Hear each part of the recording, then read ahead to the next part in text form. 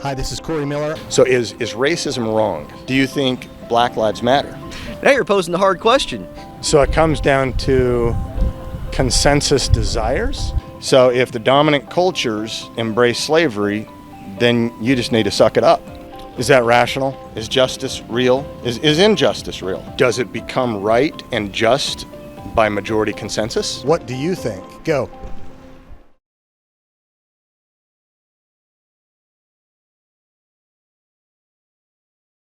Do you think good and bad are relative concepts, or is there something known as absolute goodness? I do not believe that there could be absolute goodness in the world, mainly because what's good for somebody is bad for somebody else. So there really is nothing right or wrong. Rape is okay, just depending on the population? No, it's not. We as a species have socially evolved to the point where but most, as a group, we don't see rape as a good thing. But what's true for them doesn't mean that's true for me. If your belief is your belief, you can choose whatever you want as long as relatively and morally you're a good person. Do you need God to have that kind of a golden rule ethic?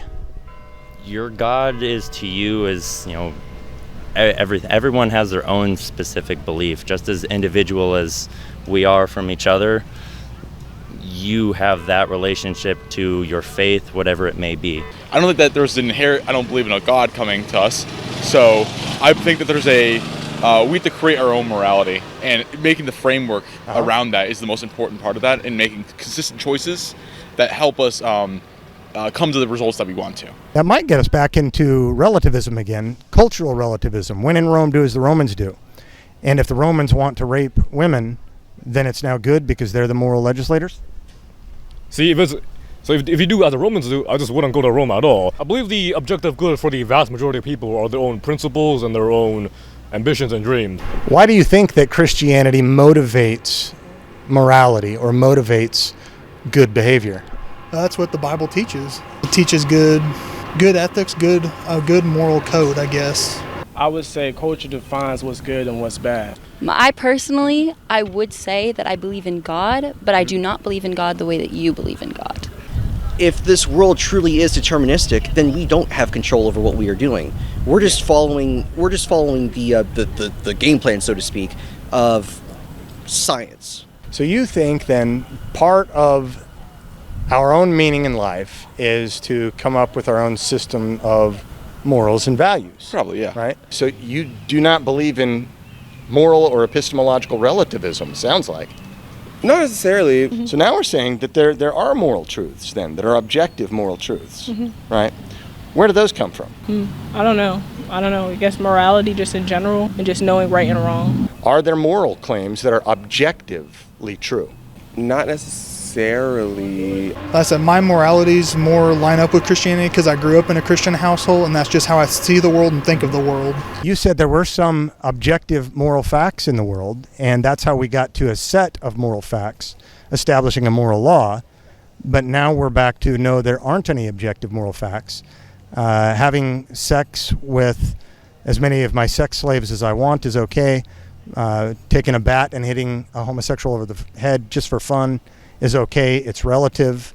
Anything like that, anything you could conceive of. There's not one case, is there, that is objectively morally wrong. It's all a matter of opinion. Well, I believe there's certain things that, once again, the baseline, right?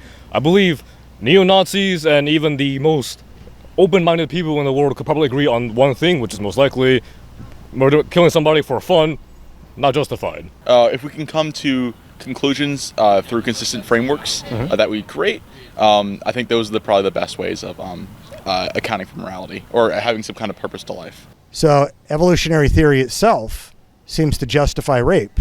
We shouldn't take it personal. It's just survival, right?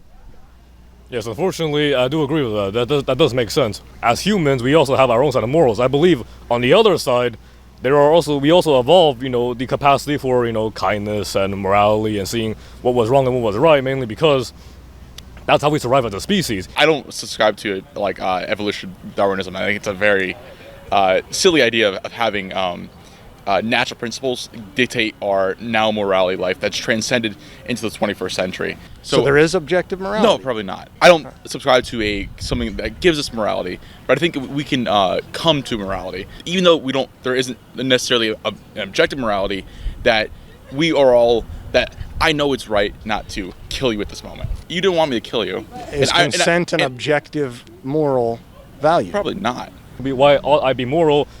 Follow the principles, follow just, the general... See, my point is this is what evolution can't answer. Evolutionary theory, I agree with you, is that unfortunately it only answers the most biological and primitive aspects of human life.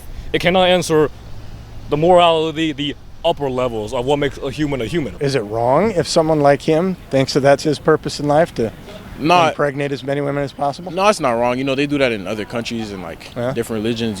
They admire having multiple wives. You're over here, you see something, you think that's the right thing to do, or you think this is what you see, what's right, but somebody's over there can think the opposite of what you think. So it's like it just all like I said, it just all depends.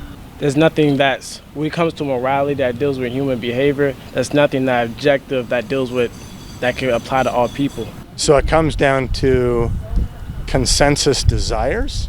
So collective relativism, not individual relativism. Correct. You would rather think that morality ought to determine legality. Not necessarily. Right? I think legality just comes from the practical senses. I think morality probably shouldn't, in some cases, probably should inspire law, but not all cases. But does a moral law require a moral lawgiver for it to exist, or is it just floating around in space somewhere?